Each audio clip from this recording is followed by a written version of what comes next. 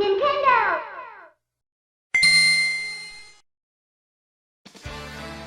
Hey everyone, this is Chrono again. Welcome back for another boss guide. Today we're covering Terros in the Vault of the Incarnates raid. This is a single target encounter, and it's the best candidate for a patchwork-like boss in the raid. Keep in mind that this footage is from beta testing, and is subject to change between now and when it goes live. That being said, let's get started.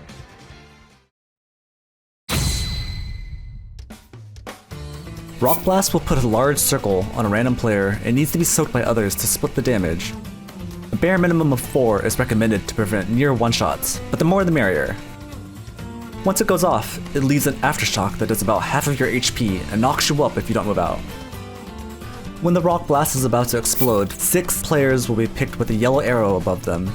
These targets will spawn an awakened earth pillar beneath them and get knocked back, taking a small amount of damage. While these pillars are active, the raid takes continuous ticking damage, increasing for each pillar still up. To deal with this, you must leverage the tank mechanic, Concussive Slam. This will fire a line through the current tank that will destroy all the pillars in the way.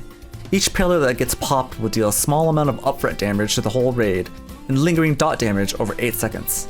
So the more you destroy, the more damage the raid takes. Shattering Impact forms a circle in melee. You don't want to soak this one. Unlike Rock Blast, this one doesn't follow a target and everyone should move out of it. It does a huge amount of damage and knocks you up.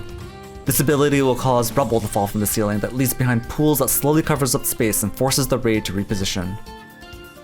When Terros reaches max energy, he uses Resonating Annihilation, which is a huge frontal that'll one-shot you and covers the entire cone with goop.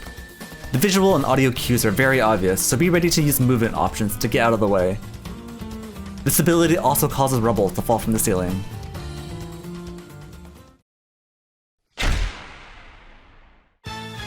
Unlike Aranog, the dungeon journal for Terros has remained unchanged on live, so as of right now, the mechanics you see in this video are what you should expect to see when the raid goes live.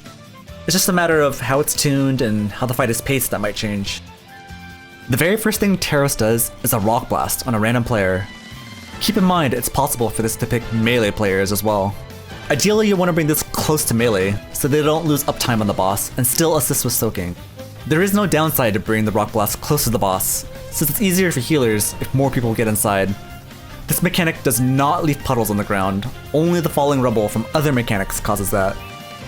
Be braced to be picked by one of the arrows that spawn the awakened earth pillars as the Rock Blast is blowing up. The damage you take from spawning these pillars is fairly light, so if the full raid is soaking the Rock Blast, it's actually perfectly fine to stay inside with your arrow and not be in danger of dying. The goal for these arrows is to stay fairly close to where the Rock Blast is being soaked, to keep the raid somewhat close and to limit movement, but also to make the tank's job easier. The tuning for the pillar's damage was really low during testing, so it was easy to deal with popping all 6 at the same time. As a tank, it's important to note that for every Rock Blast, the boss will use Concussive Slam twice before spawning a new set of pillars, so it's okay if you don't get them all in one try. Assuming the tuning is a lot tighter in live, there's a strong chance that the ideal situation is to split the arrows into 2 groups so that you're blowing up 2 to 4 pillars at once, rather than all of them. The circle for both Rock Blast and Shattering Impact are pretty similar, but there are a few differences to keep an eye out so you don't die from soaking the wrong one. The Rock Blast follows its target as they move around, while the Shattering Impact happens in melee and does not move at all. You'll also notice there's a swirling animation around the Rock Blast target, whereas the Shattering Impact is just a flat circular indicator on the ground without that swirling animation.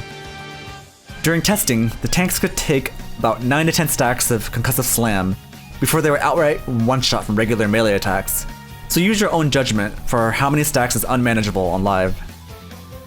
After the second Rock Blast goes out, and the tanks have had 2 attempts to destroy that set of pillars, the boss will reach max energy and use Resonating Annihilation.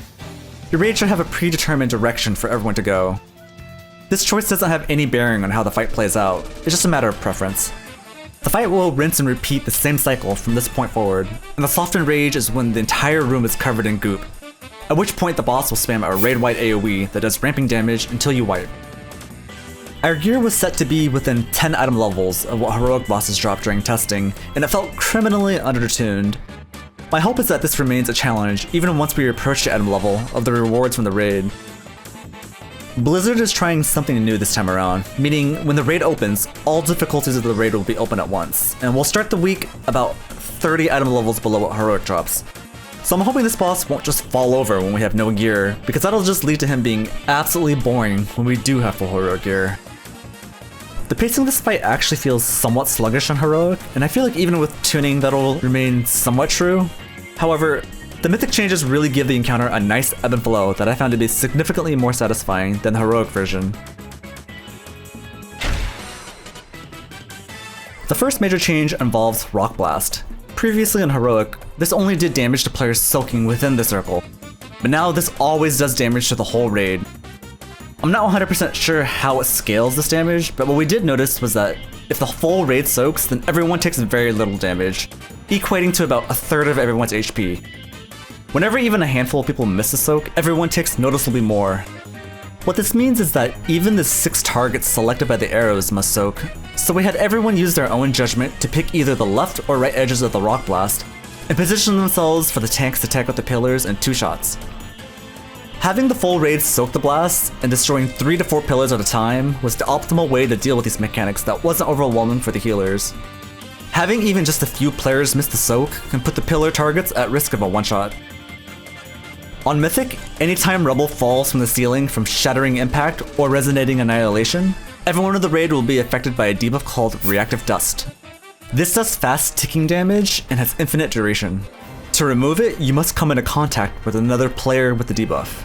Colliding with another dusted player will spawn a circle beneath both of you, and shortly after a spike pops up and knocks you up, dealing a moderate amount of damage if you don't move out. The timing from when the raid receives the debuff is scripted, so as long as everyone is moving together, then the moment the debuff goes out, it is instantly cleared on all players that are already running alongside one another.